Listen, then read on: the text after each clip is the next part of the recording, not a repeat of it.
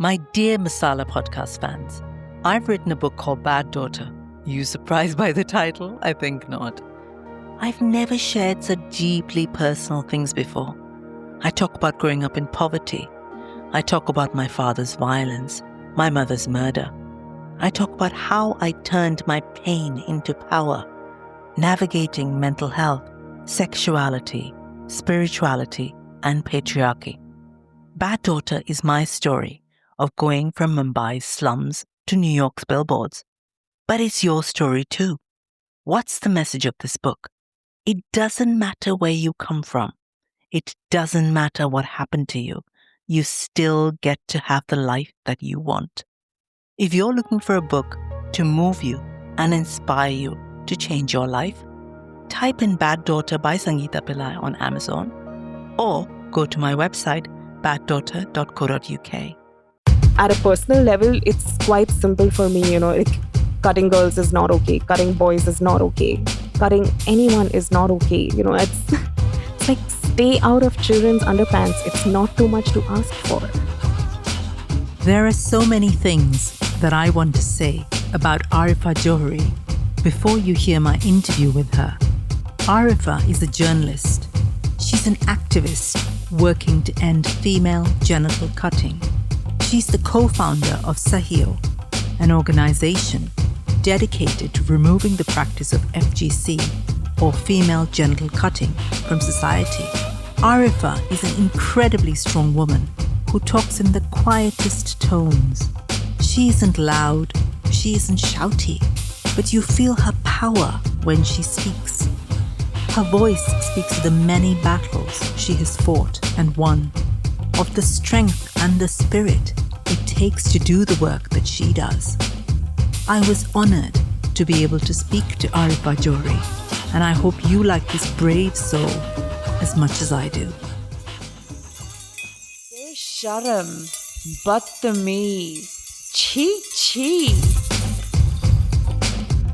I'm Sangeeta Pillai, and this is the Masala Podcast, a Spotify original where we talk about all those things that we're not supposed to talk about as South Asian women. Sex, sexuality, periods, menopause, mental health, nipple hair, shame, and many more taboos. Join me around my virtual kitchen table as I talk with some incredible women from around the world, exploring what it means to be a South Asian feminist today. Before we begin, I'd like to say that this interview contains some descriptions of female genital cutting that you may find triggering. Please feel free to skip anything that you find disturbing.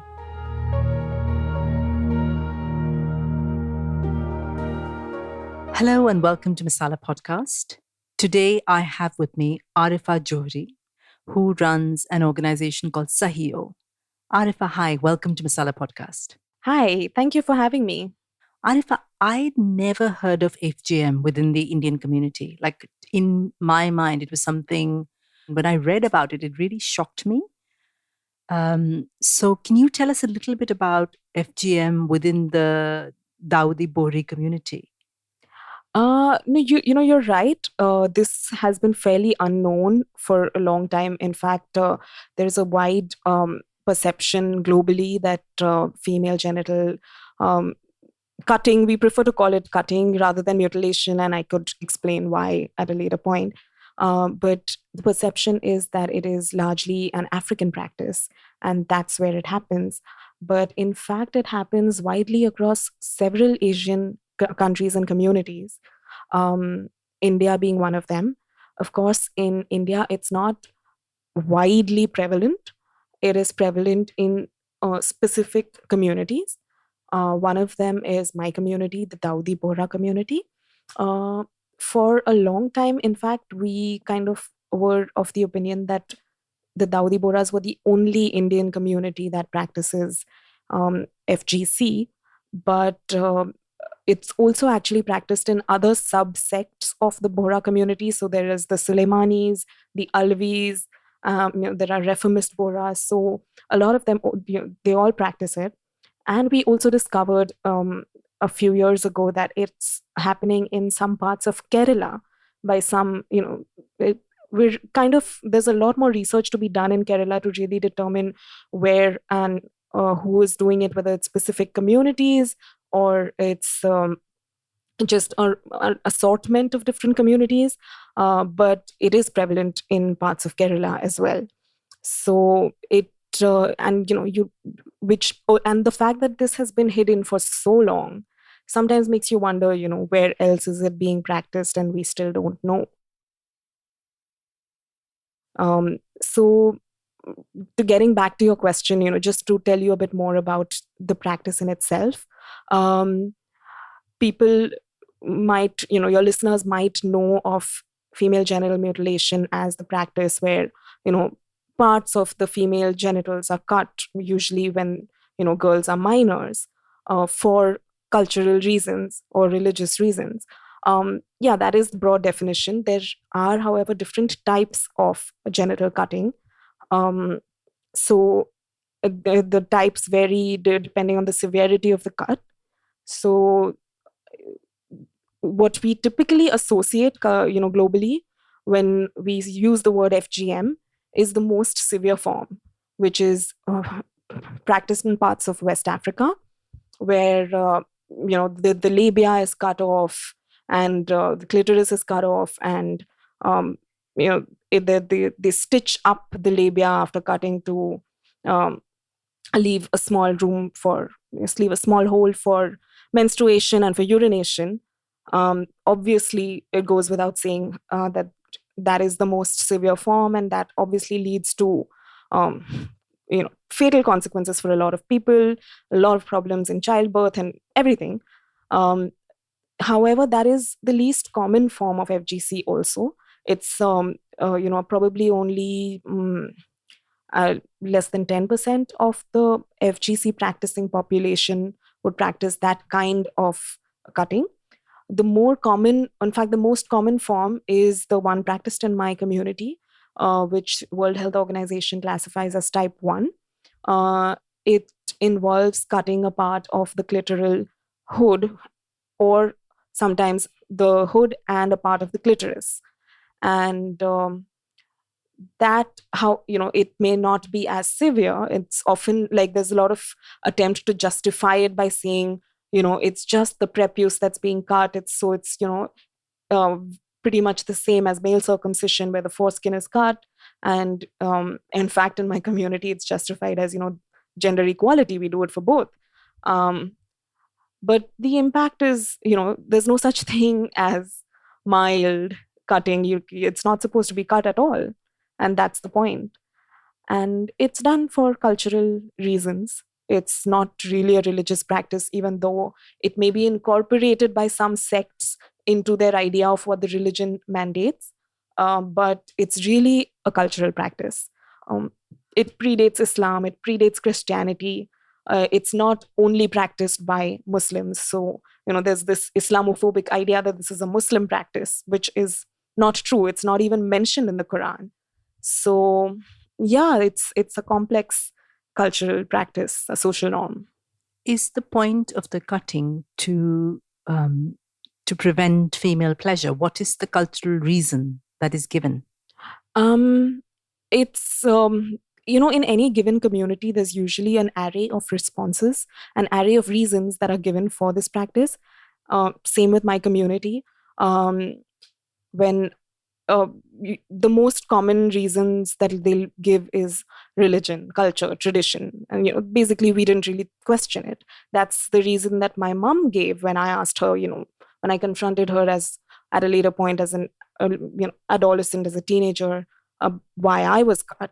And it was simply that, that it's done, it's supposed to be done, so I did it, didn't think about questioning it. And then the second most common reason is pretty much, what one would expect, that it's done to control sexual desire, to moderate the sexual urge, to prevent affairs, premarital and extramarital. So, I mean, it's it's ridiculous. There's no other word for it. And there's also reasons given in like hygiene, marriageability. This is your identity as a Bohra girl. And strangely, nowadays they also say things like it's done to enhance sexual pleasure, because if you cut the clitoris, the clitoral hood, you're actually allowing space for the clitoris to be exposed, and therefore that improves orgasms. But again, you're doing it to a 7-year-old child. At least in my community, I was cut at the age of 7. That's the age in my community when we're cut. Like, why are you sexualizing a 7-year-old child to influence her future sexual life? I mean, and the clitoral hood is there for a purpose, to protect the clitoris from abrasion and injury. So it's, nothing holds. Can you talk to us about what happened to you when you were 7? I can. So my story is not very different from that of so many other Bora girls. When I was 7, I've grown up in Bombay. I've lived all my life in Mumbai. And I was taken by my mother. I think my grandmother was also there, but my memory is a bit hazy. And I was taken to the house of some lady in a mohalla, in an area which is known for, in a mohalla or area that's known for, where Boras reside largely.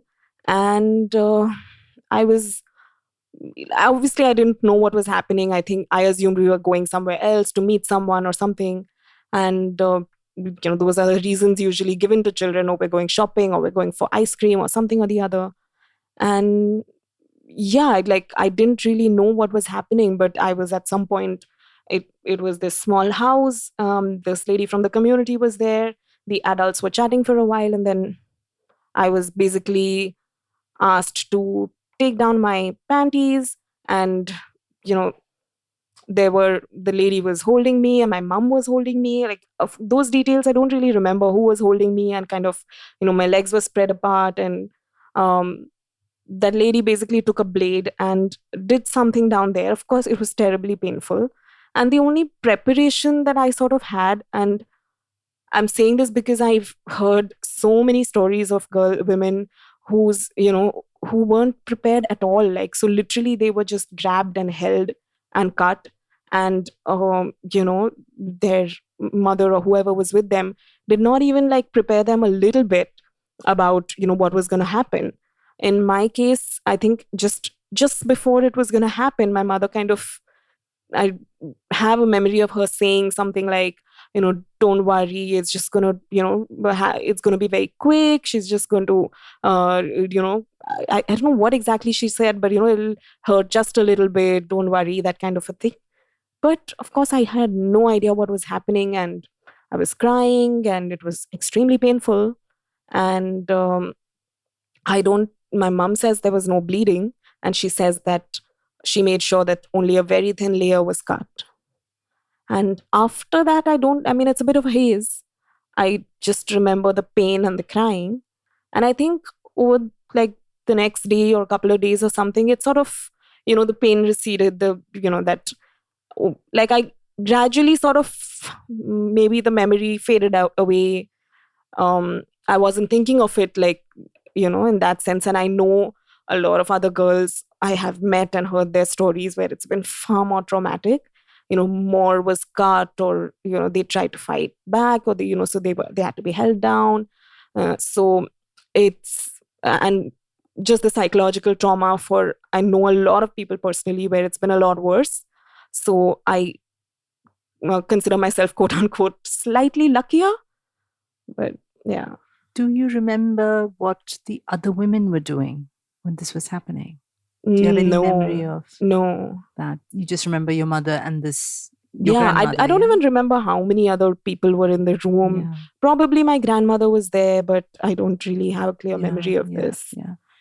When you went back, did you ask your mother at all what happened or why? Or as a child, I don't know what I asked her and what, but I must have asked her because I grew up with this awareness. This happened at the age of 7, and after that I grew up with this awareness that this practice is called khatna, and it's done for boys as well. And then I remember seeing some, baby boy cousins being who, for boys, they are cut at infancy. So I remember seeing that for one of my cousins, um, and kind of probably asking about it. And strangely, in my community, that there's this sort of thing where for girls, when it's done, it's very secretive. Nobody talks about it. A lot of girls are told not to tell anyone about it. And sometimes some families, I think they will have a little, some families will have a little, not party, but like they'll call a few kids over of that age and have a little meal, in sort of honor of the fact that this ritual has been performed. But for boys, when it's done, for little boys, they're cut at infancy, but after that, whenever there's the next wedding in the family, they celebrate the khatna. It's called khatna in our language. They celebrate it like, so literally the little boy will be placed with the groom on the horse during the procession and all of that, because it's a public celebration of a boy's circumcision, whereas for girls it's this secretive taboo thing. And so I grew up with this awareness that this thing is there. It's called khatna and it happens to girls and boys, but I didn't really understand it till obviously much later.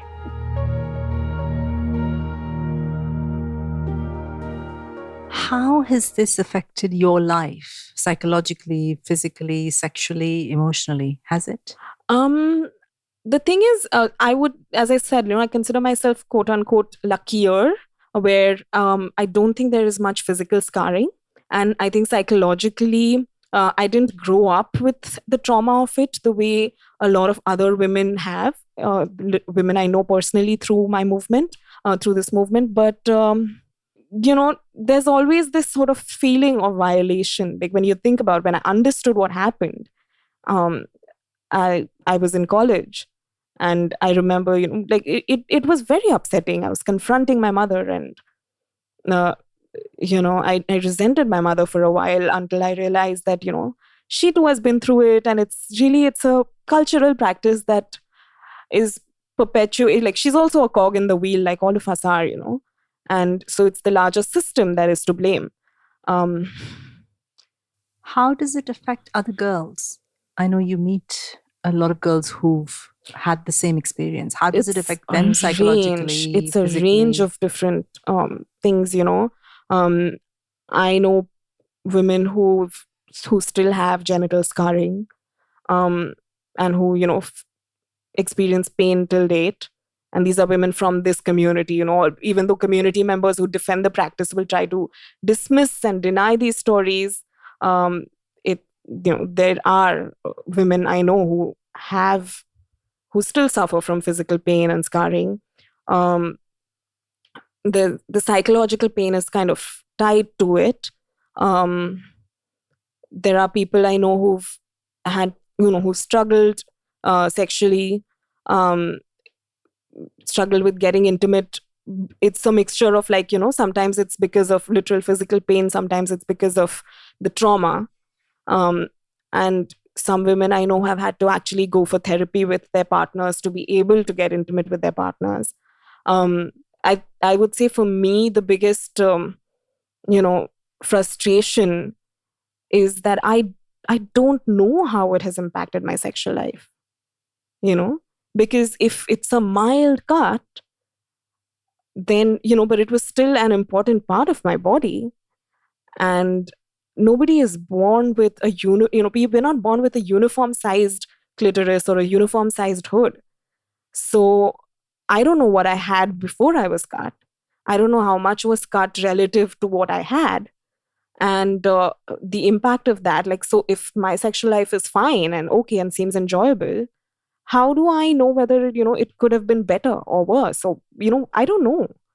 And that uncertainty is something, that I have had to learn to push at the back of my mind and not think about it, because there's no point dwelling on it.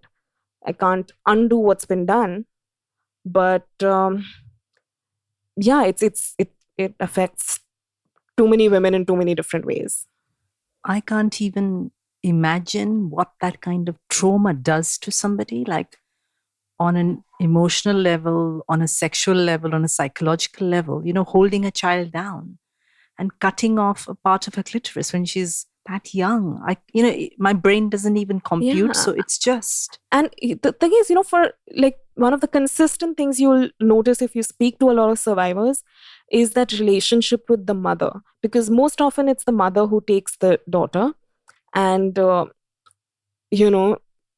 mother is someone who is supposed to protect you. You trust that person to protect you completely. And most often it's your mother who's taught you not to let anybody touch you down there. So it's, for a lot of girls, then growing up, the trauma is because of that. It's like the feeling of betrayal comes in. Even like there are women now in their 40s, 50s who still feel, like whose mothers have passed away, and they feel like, there are unresolved issues of trust that never, they never had a chance to talk about because this was such a taboo subject. So, of course, I completely get that. The person who is supposed to protect you does this horrific thing to you or makes you do it. I mean, I can't even, of course, there's going to be trust issues. I completely get that. And not to say that it's uniform, like you will come across like hundreds of women in the community who will say, who will say that they faced no negative impact whatsoever, and they will swear by the practice and say that they're absolutely fine, whether it's sexually, psychologically, whatever. But, good for them. But that doesn't mean that the experiences of so many other women don't count. And even one child is too much, Do you think this circle of silence around the practice is an important part in keeping it going? Absolutely. Yeah. I mean, that was the first step for us in, around 5-6 years ago when the movement against this practice in the Bohra community really took shape. Breaking the silence, like that is the first step in any kind of, such an issue. So, because it really struck me when you said that for boys it was celebrated and for girls it was the secretive practice. Your mother told you not to tell anybody this had happened. And then you've just mentioned that there are some women who are saying, oh, actually, everything's fine. I've been cut, but there's nothing wrong with me. Which again, they're buying into the conditioning and the silence because they're saying, yeah, what's wrong? They're just going along with it because they've been told that that's okay. And there are women who don't remember it for whatever reason. Maybe they genuinely don't remember, or maybe they repressed it or whatever.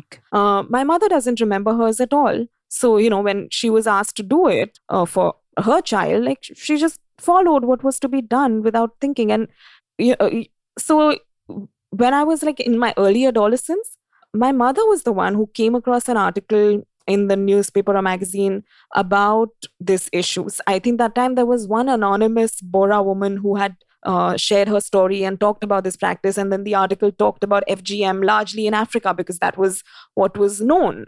And my mom, I remember she kind of made me read it because that was the first time that she probably also, came across something where she probably realized that this is a controversial topic. And I think she read it, she kind of deliberated over it, and then her conclusion was that, which is again, this typical thing everyone in the community will say, we don't do it the way those Africans do it. It's so racist, that, they do it unhygienically, they cut so much, there's no sterilization.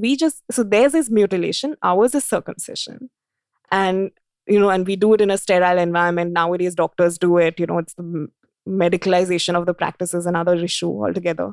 But so there's this lot of justification from that perspective. And at that age, when my mother made me read that article, and she's always been a woman of science, she's always, been critical and thought about things. So that's why, I'm sure she thought about it a lot and she tried to find out about, why it's done and stuff. And somebody told her that, just like male circumcision has health benefits, prevents certain sexually transmitted diseases and things like that. Similarly, even female circumcision, it prevents whatever, I don't know, some cancer or some such nonsense.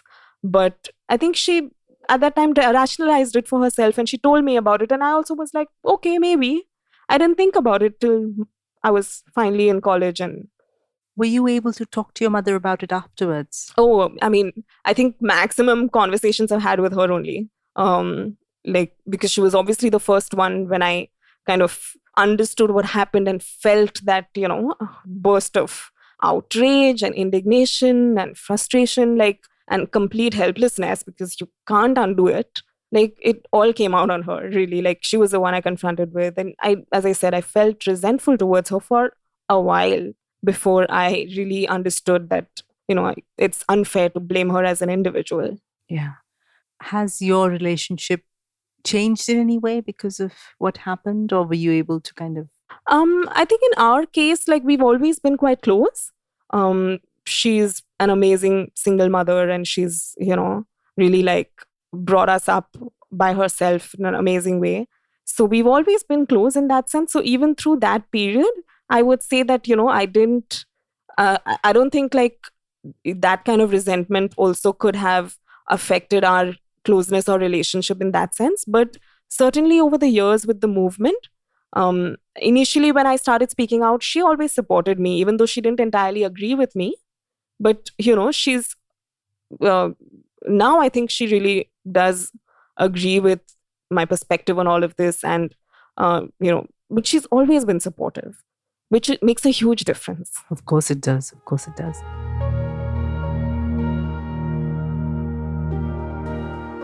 So let's talk a little bit about taking what is a very personal activism and then translating that into your organization. Can you talk about that journey a little bit?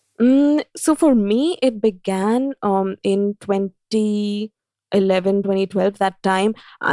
Around that time, I was already kind of talking to my mom a lot about it, but it hadn't struck me that I could take this up, in a public way. Until this lady from the community, an anonymous woman called Tasleem, she started a change.org petition addressed to the leader of our community, asking him to ban the practice.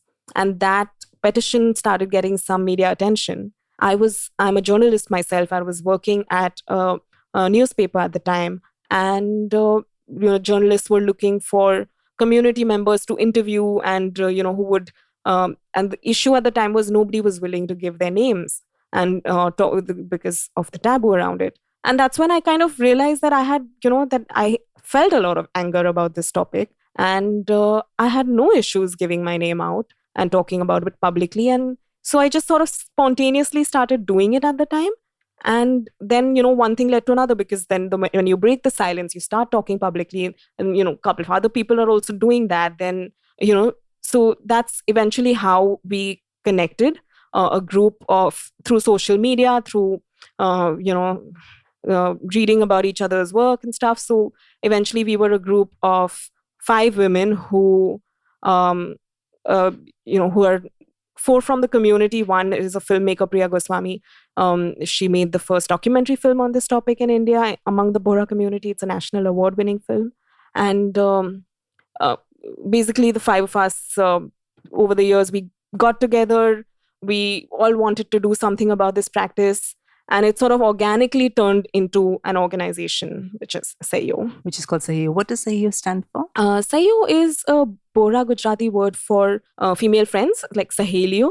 And it basically is sort of embodies our approach towards this topic, where we choose not to get into legislation and things like that, because as much as we understand and recognize the importance of a law against this practice, we choose to work more within the community through awareness, community engagement, dialogue, storytelling. So, we really believe that change has to come from within, ground up. Yes. Are you happy to share some of the stories of how the work has benefited women in your community? I think so. The main thing is, when you start breaking the silence, initially it's a bit slow, but then once the momentum builds up and, more and more women start speaking out, then, for one, the religious leadership had to acknowledge that this has now become a topic of conversation. The media is writing about it. It all coincided also with certain members of the community in Australia and the US getting arrested for this practice. And in both those countries, it was like the first ever prosecution under their respective anti-FGC laws. And, they happened to be members of our community.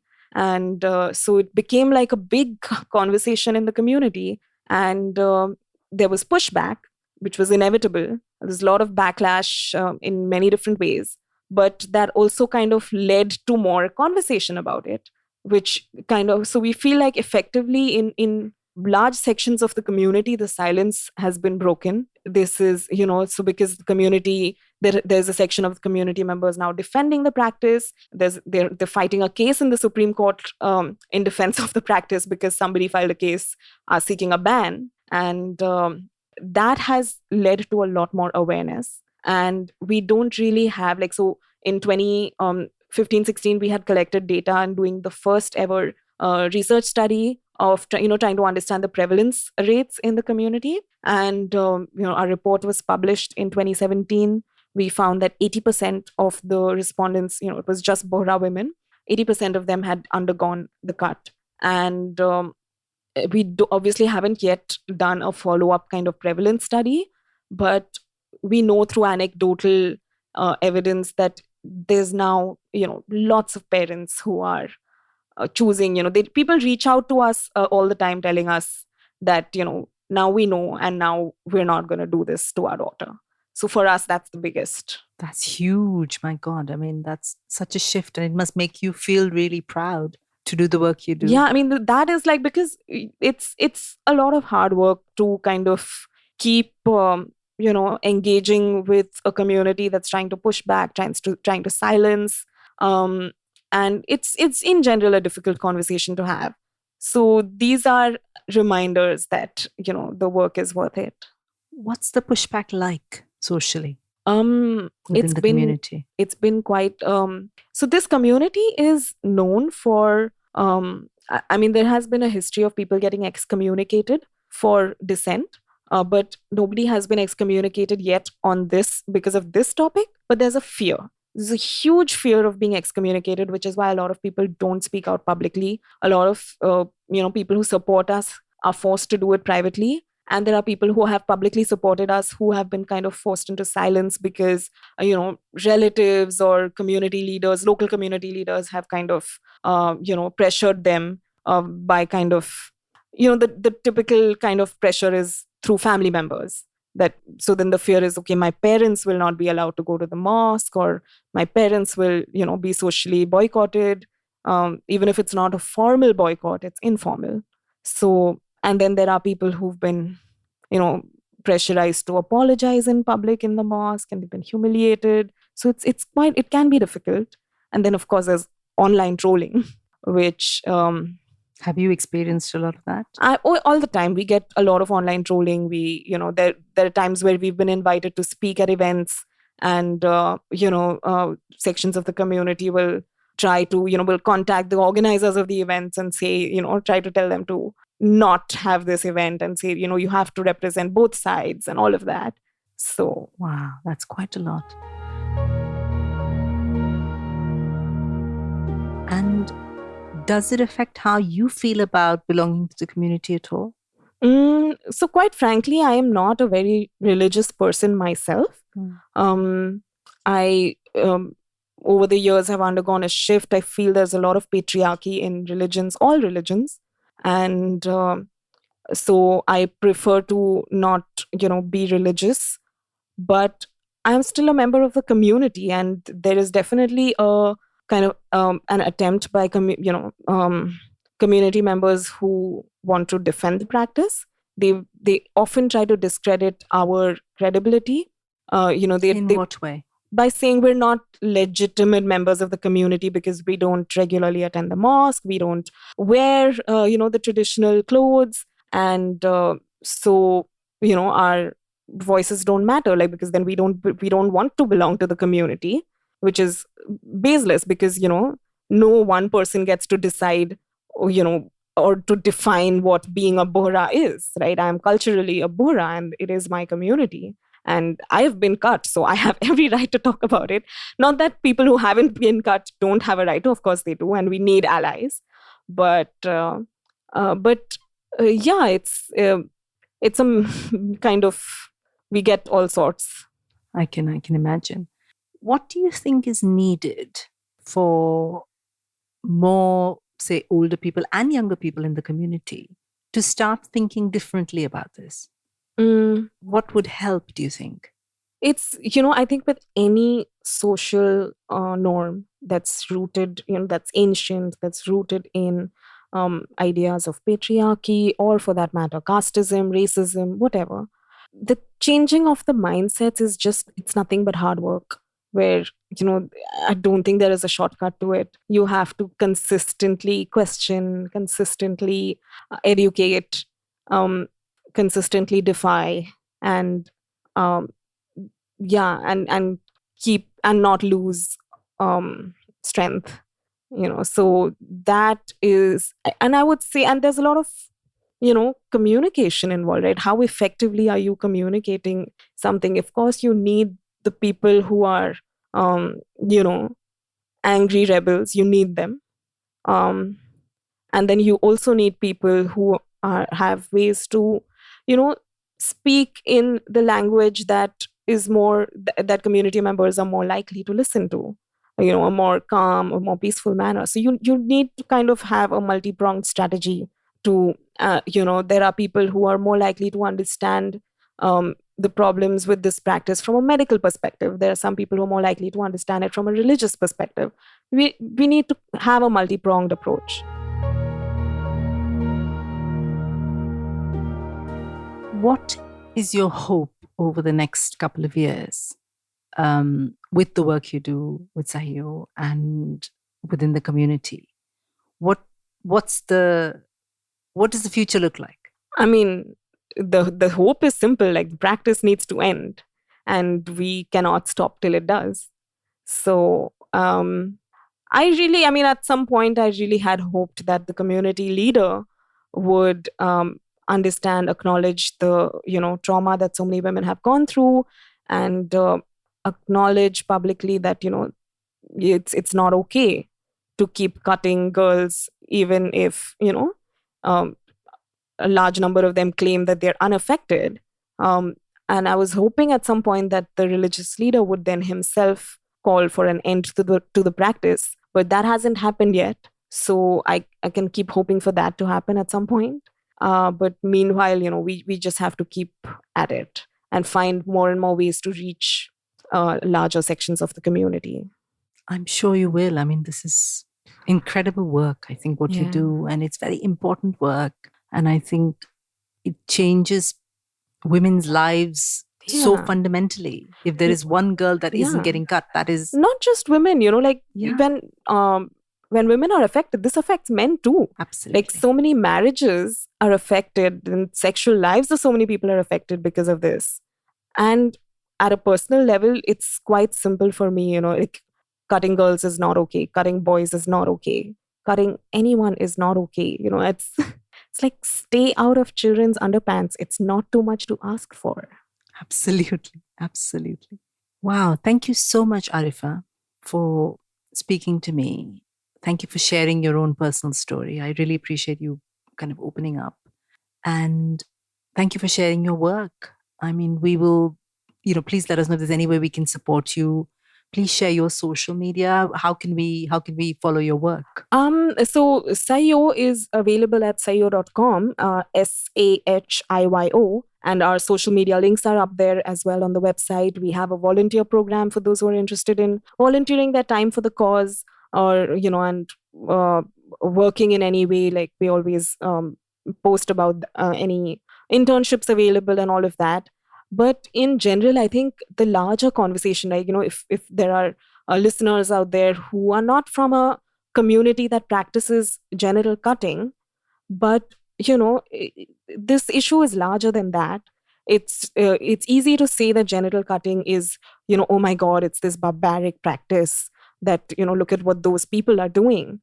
But instead of othering, I think we all need to look inwards at, the various social norms in our own communities that we continue to practice, like menstrual taboos and whatnot, and just every aspect of the patriarchy, and just question all of it. Keep talking, keep raising questions about them, keep defying them.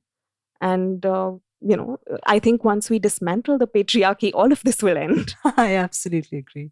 Absolutely agree. Here's to a time in the not so distant future when there is no patriarchy, when you and I sit across and we have our chai and we talk about something else. Yeah, like hopefully soon.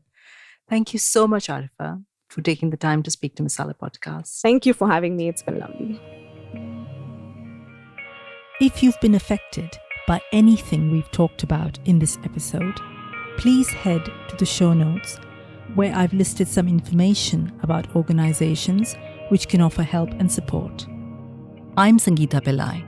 Thank you for listening to the Masala Podcast, a Spotify original.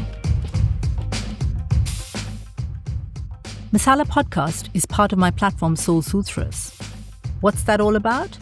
Soul Sutras is a network for South Asian women, a safe space to tell our stories, a place to reclaim our bodies, to tackle taboos within our culture, to be exactly who we want to be.